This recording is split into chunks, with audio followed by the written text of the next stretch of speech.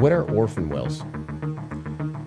So orphan wells are wells that were drilled and then for whatever reason, well, a lot of times your mega companies, like the Exxon, Chevrons, Devons of the world, they go out and they drill 800 wells this year.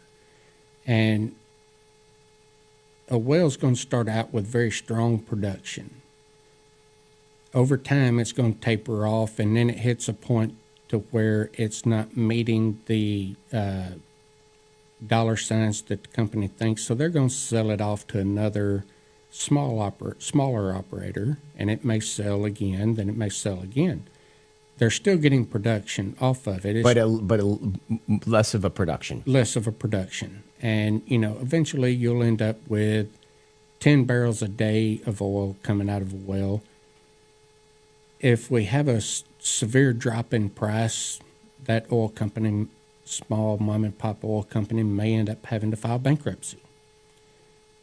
The wells that they have are just left unattended, unchecked for years, decades, and they sit on the list with the Railroad Commission. That's part of the state liability. So, when currently we have almost 8,000 orphan wells across Texas alone.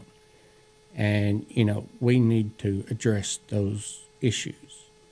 What are the issues with these wells? So they're wells that are essentially, are they still in production or they're not in production? No, they're not in production. They've been drained. Well, largely. They've been drained, but they still have pressure on them. They still have some life left to them. And some of them could be turned into geothermal wells to help generate other energy sources, whatever.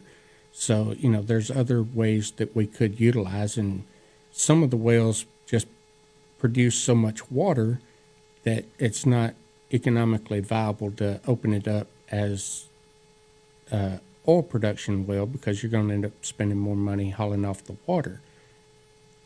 Since we started mining lithium out of the produced water, some of the wells could be turned into lithium mines. So, there's things that we could do to get them off of our liability roll. Make it easier for other companies or other projects to adopt the wells. Are the orphan wells a threat or a danger in any way? They are. Anytime metal comes in contact with high salt content, H2S, or anything like that, the metal starts breaking down, and eventually, you'll have production strings and casing that just starts deteriorating, falling in. You'll end up with holes and cracks in it. Sometimes it'll leak to the surface. More importantly, it leaks into the aquifer. And, so we need to make sure that somebody's monitoring the well and keeping check on the integrity.